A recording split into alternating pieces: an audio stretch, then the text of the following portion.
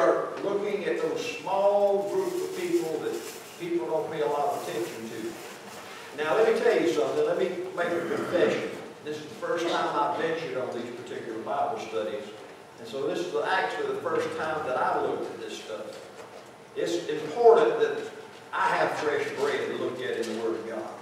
So I get excited, and I hope you do also, by looking at these particular people that's small, or these particular groups that are small. And tonight we're going to look at one that I bet that you have read about, but you've never really understood exactly what their ministry was. Well, tonight we're going to look and see. It's a little group, I'm not going to tell you what it is. You turn with me to Numbers chapter 6. Numbers chapter 6. And we will read verses 1 through 21. Numbers is the fourth book of Moses. What chapter verse did you say? 6. Beginning in verse 1.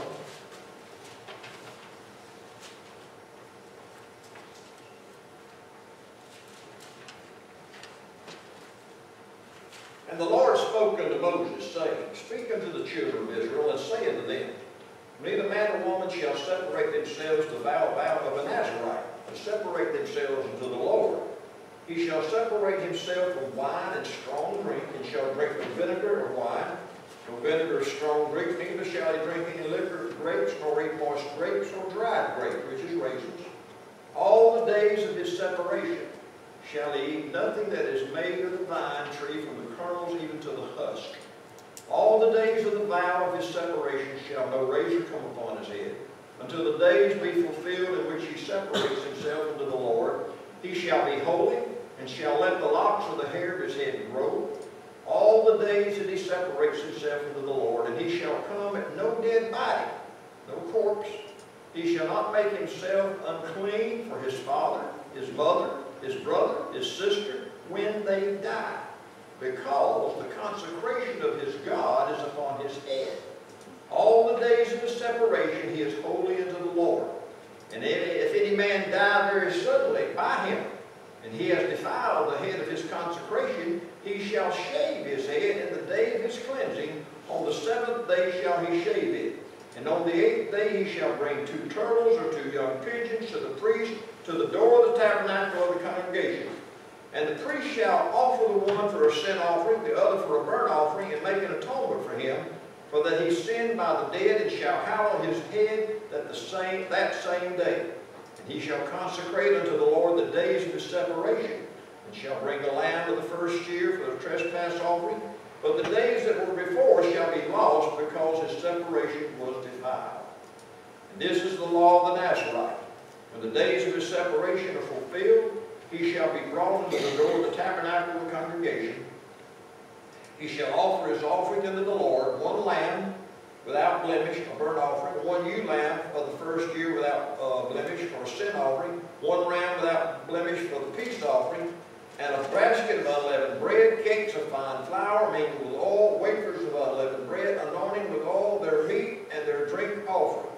And the priest shall bring them before the Lord, and shall offer his sin offering and his burnt offering. And he shall offer the ram for a sacrifice of peace offerings unto the Lord, with a basket of unleavened bread. The priest shall offer also his meat offering and his drink offering. And the Nazarite shall shave the head of his separation at the door of the tabernacle of the congregation, and shall take the hair of the head of his separation, and put it in the fire, which is under the sacrifice of the peace offering. And the priest shall take the sodden shoulder of the ram, and 1 unleavened cake out of the basket, and 1 unleavened wafer, and shall put all them under the hand, put all them up on the hands of the Nazarite, after the hair of his separation is shaven. And the priest shall wave them for a wave offering for the Lord. This is holy for the priest with the waved breast and heaved shoulder. And after that the Nazarite may drink wine. This is the law of the Nazarite, who is vowed of the offering unto the Lord for his separation. Besides that, his head shall get according to the vow which he vowed, so he must do after the law of his separation. Well, unless you have been sleeping, you know tonight that we're talking about the Nazarite. Now, tell me, who were the three most famous Nazarites in the Bible. I'll take two of them, one in the Old, one in the New. Samson, he comes to mind. He was one of the most famous Nazarites in the Bible. But there was another one in the Old Testament, a man by the name of Samuel. And Samuel was connected very strongly to the Word of God. Now, who was it in the New Testament? Come on, you know this. Who was a Nazarite? Jesus. He came before Jesus. John the Baptist was the most famous Nazarite of the New Testament time. Now, I've explained it before, and this is kind of Wednesday night stuff, but you know the Gospels are actually connected to the Old, they're not connected to the New, because until the Lord had the new covenant created at the communion, everything that happened. So you could actually say that John the Baptist, he was a Nazarite, but Nazarites disappeared after Christianity. But he was connected to the Old also. But he was a Nazarite. Now, only three kept their Nazarite vows through life that we know about. Those are the ones that are famous. But the Nazarite vow is something that you and I need to understand very strongly. Why? Because it applies to you. Now, everybody knows about the Levites. We know about the tribe of the Levites and how God put specific instructions on their lives. How they were not to own any land, how they were to be taken care of by the others. You okay, George? Yeah, I think my wife called. Okay, I understand. So I'm going to call her back. All right. Okay. Something we need to know, let us know, okay? All right. He was supposed to be taken care of by the other tribes, and he meticulously took care of all the tabernacle life, all the temple life, and it was built. But that was their job. Day in and day out, from the morning to the setting of the sun, they were involved in doing the deals of the tabernacle. I mean, the bread, they had to keep everything going, the wicks trimmed, the oil, the food, everything clean. Everything had to be, it was taken down and put up. No help could come from outside. Did you know that? When the tabernacle was taken down and they moved, only Levites were allowed to participate in the taking down of the tent. So we know about the life of the Levites. We know how they took care of the things of God in the Old Testament concerning the offerings and everything connected with it. The high priest had to come from the Levite tribe. And we understand all that. But what about all the other people? What about all the common people in the other tribes? The fisherman, the farmer, the housewife, the carpenter. What about them? Did God require anything special from them? Now, as I said a while ago, there were three lifelong Nazarites that we know. And the Nazarite was somebody who was not a Levite, but he made a lifelong commitment to God, a lifelong consecration to God. And there were three ways that he demonstrated his vow of being a Nazarite, totally committed to God and living out a consecrated and devoted life to the Lord. Was that like the men that's in the, what do you call it, down in Mott's Corner and all that? No, ma'am. That's not that kind of life. That's something entirely different, okay? This is just common lay people. Those are monks. Okay? They're monks, and they live in a monastery, okay? And there's only two kinds of monks. There was Catholic, and there were Jesuit priests and Catholic priests. Only those two groups could become monks.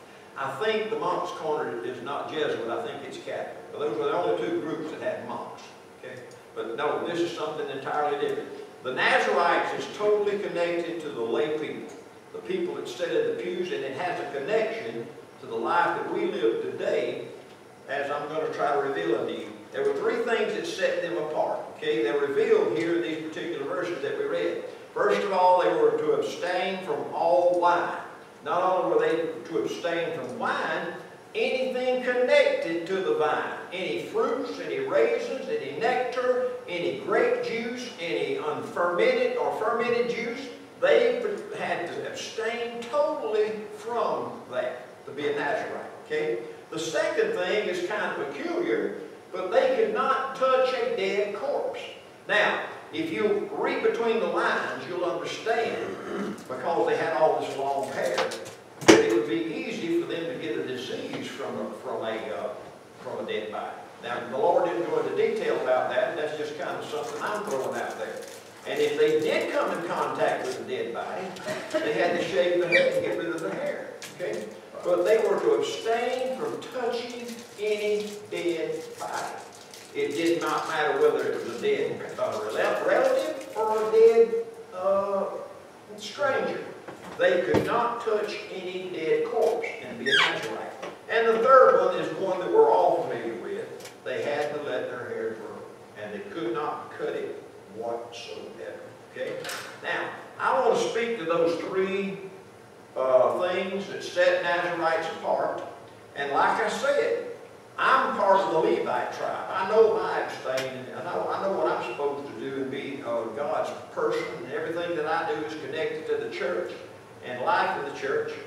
But I really believe that when we commit ourselves to the Lord, you actually take upon yourself the Nazarite vow. Now, you don't do it in the Old Testament sense, but there are things in the lives of the Nazarites that should be reflected in the life that you live today. Okay? Let's talk about the appetites. Everything had to be put on the altar. When you become a Nazarite, it's no different than me standing down here as a Levite and calling the lay people. We need folks to work for God. And you walk down this aisle and say, "Preacher, I want to devote my life to the work of the Lord. I want to rededicate my life to be a better servant of God." You are actually committing yourself to be a Nazarite. And so, as you lay things on the altar for God, and that's what we have. This is what it's called, an altar, right? Burnt sacrifices are gone, right? Unless you smoke. Okay? You're still making burnt sacrifices to God with all those cigarettes. But the appetites that you have are to be laid on the altar. Now, this has something that we need to talk about. No wine, okay? Okay? And you know something, I guess it was about 10 years ago that people started, I actually seen t-shirts with I'm high on Jesus, get high on Jesus. I did not like that whatsoever. You don't get high on Jesus. People could very, very much take that the wrong way. But when you lay your appetite on the altar, you are supposed to be obeying the same thing that Paul told us in Ephesians chapter 5, verse 18. He told all the people of the Ephesian church, he says, what did he say? Don't be drunk with wine, but be filled with the Spirit. Now, let me tell you something. I understood when I made my commitment to the Lord that as a preacher, there were some things that I couldn't do that other Christians could do and get by with, okay? But there was one thing that I had to deal with, and I had to say what I was going to do with it. But it's so prevalent in the world today, how was I going to deal with alcohol? Was it going to be part of my life? I decided at a very young age, no, not a young age, but a young age in the Lord. I decided, no, alcohol wasn't going to be before me. First of all, because I know what it does to self, okay? And you, listen, you got to have your head in the sand to not know the horror stories connected with alcohol. Drunk drivers and how they kill people every day, how people get addicted to alcohol and it ruins their lives, and now they've gone from alcohol to drugs. And I think maybe when Jesus said the Nazarite vow, he might have just been connected, not just the alcohol part, but he was connected to the drug part too, because he says no fruit of the vine. We don't know that maybe they use some of those fruits to make something besides alcohol. But the Lord said to God's people, if you're going to be devoted unto me, he says, don't be drunk with alcohol, okay? And so the first reason I knew that I couldn't use alcohol is because I knew what it would do to self, okay? I know what the horror stories is. When people have alcohol in their lives, you know what they do? They don't go to the Lord in prayer. They get dependent on, well, let me just take a drink to get me through the night. And then let me take a drink to get me through the day. Family problems come, blah, blah, blah, blah. And listen, you and I live in the same world, and you know the devil and the demons that alcohol causes. And you know, this is just, I'm going to run a rabbit here, but I was amazed when I heard that President Trump has never tasted alcohol. If you'll see all around him, but he's always drinking water. And he says, no, I've never drank. My daddy told me at an early age, you know, drink wasn't good for anybody. And so, you know, I never tasted alcohol. Don't know what it tastes like, and I do not drink. Now, that's been made public, and it's very obvious in his public life. Now, that's neither here nor there. But as a devoted Christian, you should make a decision of what you're going to do with alcohol and drugs. And you have the same witness that I do. And if you say, well, I'm going to be a devoted Christian, and people see alcohol in your life, you say, well, you know, they can do it, I can do it. It harms your witness for God. I don't care what you say, it harms your witness for God. If you look at John chapter 4, verse 32, I want somebody to read that for me. But I'm going to tell you what's going on. You know this is the story about the woman at the well, the well at Sychar. And there Jesus met the woman at the well, and he led her to faith in Christ. And when she left, the disciples came and they asked Jesus a question, and he replied in verse 32. Okay? Somebody read that right quick. And what ye have seen and heard. No. John 4:32. That ain't right. But he said unto them, have meat to eat, and ye know not of. Okay? So he was telling them, you know, listen, I've got meat to eat that you don't know about.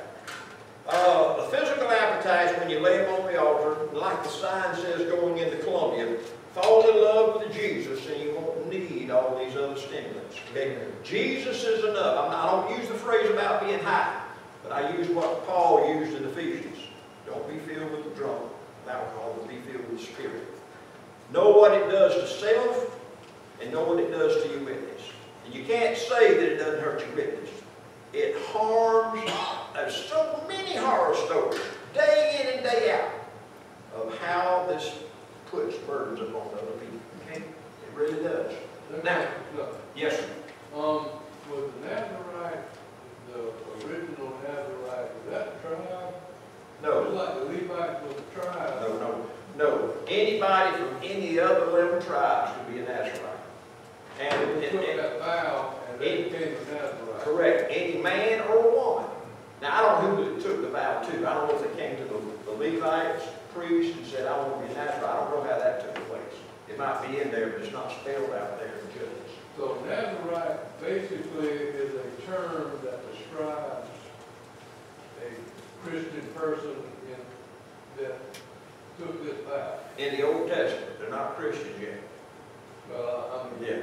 All right. Let's separate. You know what clergy are, right? Yeah. Clergy is ordained and they're connected with the church and they're lifelong. They're different. I would say that would be the Levites, okay? Right. But the lay people are the ones that represent the Nazarites. Anybody in the church that wanted to be a commitment. The lay people in the pews, they could take the Nazarite vow. I'm trying to figure out where the Nazarite term came from. Well, they come from the Bible. Moses, or God spoke to Moses and said they are Nazarites. Now, I don't know what... He told Moses what we just read, that they take the vow of the Nazarite. Okay. But I'm trying to figure out where the Nazarite came from. Well, unless it's connected with the city of Nazareth, I don't know. I don't believe that. That would be a Nazarene. Correct. We're not Providites, we're Providensians, right? You got that's a good point. I want you to go home, spend the rest of the night looking that up. I don't know. All right, let me go on. Let me go on. Okay, just in passing, because I'm running out of time, there's another message. There are 3 trees in the Bible that represents Israel. One is the vine, okay, one is the fig, and the other one is olive, okay? One of the things that he talks about in this specifically, and you'll have to dig into this because I can't explain it, is he was letting them know that religion is not a substitute for Christianity. So that's why he was separating the vine from the vow, okay? A Nazarite couldn't do the drinking because his religion couldn't be a substitute for the real thing. Secondly, the affections are laid on the altar. This is very strange. Couldn't touch any corpse. But think about this. Let's go all the way up to the New Testament and let's read in Matthew chapter 8 and Luke chapter 5. We're not going to read it tonight. You can make a note and read on it. But a man came to Jesus and he said, I want to follow you. And Jesus, I think, and paraphrasing, Jesus told him, all right, leave everything and follow me. You remember what the man said? He said, let me first go bury the dead. You remember that? And Jesus looked around and told his disciples, any man not willing to forsake father and mother and brother and follow me cannot be my disciple. Okay? All right, make that connection right there. The corpse and the commitment of blood wounds. All right. Now, here's what I get out of this. You have to lay your affections on the altar. Okay?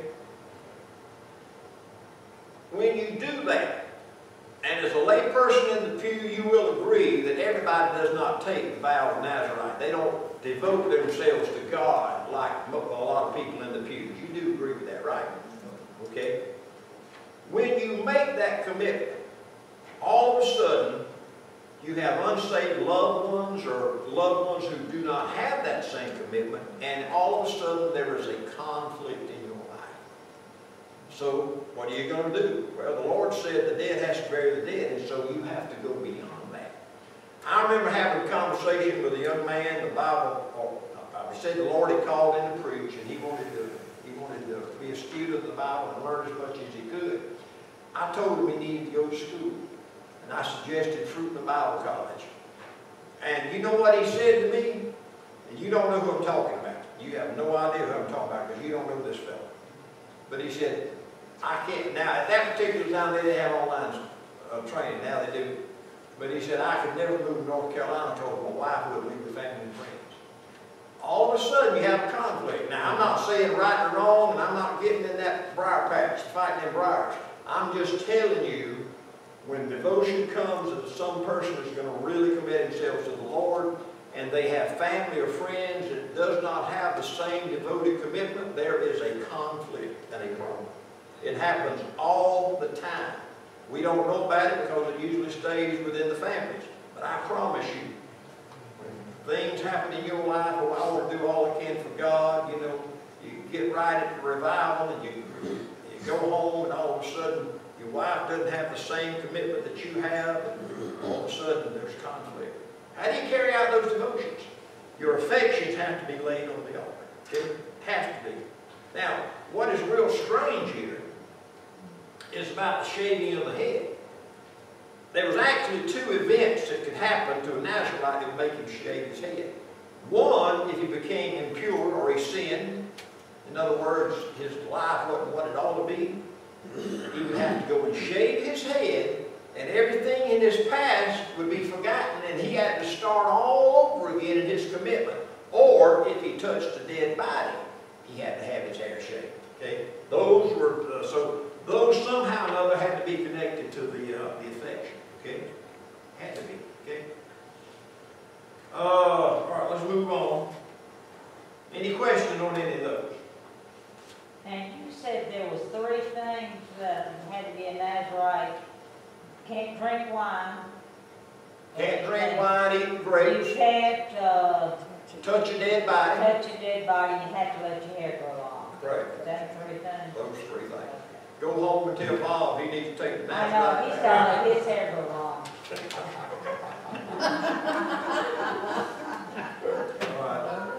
All right, let me get to an end here. I'm running out of time. The appearance on the altar, okay? We're on the long hair, okay? Why in the world would God tell the man to grow long hair? Well, I believe that there's a reason for that. When you commit yourself to Christ, to be devoted beyond what the nominal Christian is, okay? There must be an appearance in your life of that change. Now, I experienced this 40 years ago. I was working at the 3M plant. One of the deacons came to me and said, we need somebody to supply at our church. Would you like to come? I preached there a couple of times. I wasn't a preacher, but I wanted to be one, wasn't ordained. And I said, yeah, I'll come. And so I started supplying for them on Wednesdays and Sundays. The first night I was there, on Wednesday night, man, I was in over my head, really over my head. I said, man, they want me to preach every week. But the deacon got up, and I remember the song that he sang that night. He says, let's all stand and let's sing, let others see Jesus in you. And that night, I said, Lord, if this is what you want from me, I didn't bow my head, but I promise you I bowed my heart. And I said, Lord, I want to have the appearance. I don't want to just talk about Jesus. I want to have the appearance. I want others to see Jesus in my life. And I remember what that second verse that we sang just a minute ago. Your life's a book for others to read. And that's true today. It ain't changed. It ain't changed. So when you make that vow, there has to be an appearance that God has made change in your life. Now, I don't think this is just true of preachers. I think it's true of people who take that higher level of commitment. I'm going to be a teacher. I'm going to be a deacon. And we decide I'm going to be what God wants me to be. Whatever that is, I'm going to be what God wants me to be. I need to close. We've only got about 5 minutes. So I'm going to leave the other part out. The termination. Now, it was God's plan for the Nazarites to be Nazarites all of their lives. But people have always been people, right? So those who commit themselves to the Lord today, you know, hey, the next year you couldn't even find one of the FBI's on the trail. They're gone, okay? Once they decide, you know, this Nazarite thing ain't for me, he said, all right, here's what you need to do. You go shave your head. And then there were 7 things that they had to do. They had to bring a peace offering, a sin offering, a burnt offering, a meal offering, and a drink offering. They had to bring unleavened bread, and then they had to burn their hair on the altar. Now, what was that all about? Well, I believe I know. The old Nazarite sitting around, and the young Nazarite comes in and said, I'm going to be a Nazarite. He said, well, let me show you something. He opens up his treasure chest and said, look at all this hair. I used to be a Nazarite. I used to be one too. No, it wasn't going to be anything like that. God made sure that he burned the hair. It was gone. Now, why not? So there wouldn't be any mementos, okay? You see, it's important that our lives, when we commit ourselves to the Lord, and we commit ourselves to that, then we ought to be just that. Give me 2 examples, and I'm going to close because I'm running out of time. Every time I have sat on an ordination council, I would always ask a question, and if I didn't ask it, there was somebody in the group who would ask it. If you ever decide that you don't want to be a preacher anymore, or if you fall into some kind of sin that will prevent you from being a preacher anymore, will you show this group the gratitude and decency of turning your ordination papers back in? And you know, they usually say yes. Out of 40 years, I've only dealt with this one time, but I was on the ordination council, and I actually preached this fellow's ordination service. But he decided he didn't love his wife anymore, and he ran off with another woman. Okay? The pastor called me and asked me for advice. When you get old, you get advice a lot, whether it's good or bad. And I said, well, let me tell you something. Y'all ordained him, you ought to ask for his papers back. And he did. He called him. And he said, his reply was, oh, this is just a piece of paper. I disagree with that vehemently. It's not just a piece of paper. It's something that sets somebody apart from God. Now, he did turn it in. And I told the pastor, I said, you call him and ask him. If that don't get anywhere, you let me know. I'll call him. Because I think that's important. That's like burning your hair when you decide not to be a Nazarite anymore.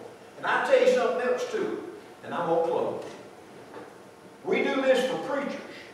Preachers are supposed, you know, they get defrocked or turned in the papers if they're not going to be what they want to. If this happened to deacons, and this does, we don't ever ask for deacons' papers. We just let them go and live their lives. But I know a lot of folks who are deacons who are not even in the church anymore, not even serving God anymore. But you know what? They still got that deacon paper. Do they ever break it out and look at it and say, oh yeah, I used to be a deacon? Maybe they ought to turn that back in too. I don't know. Never done that, never asked for it. But my point is this. In the Old Testament, making a Nazarite vow meant something. And in the New Testament, making a commitment from the pew to be as much like Jesus as we should mean something in the way we live, the way we appear, the way we do. Now that's my 2 cents. Y'all have any comments? Yes, sir. Bruce got my attention, so I looked up Okay. where Nazarite came from. Basically, it comes from the Hebrew word nizer, which means consecrated or separated. That's all. It just Nicer, N-I-C-E-R. N-I-Z-I-R, I guess. N-A-Z-I-R. Nazar. Nazar, And okay. he's consecrated or separated, so that's where he got it from. There you go. It's a Hebrew word. Yes, sir. You had to shave the head when you took somebody's head, and when they sinned, you had to shave the head. Correct. Dead, to me, that goes together. You're right. They become a dead testimony. Yeah. And they have to shave the head. You're right. You're absolutely right. I like that. I like that.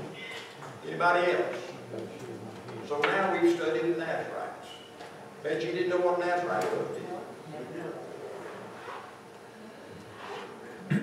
You're dismissed.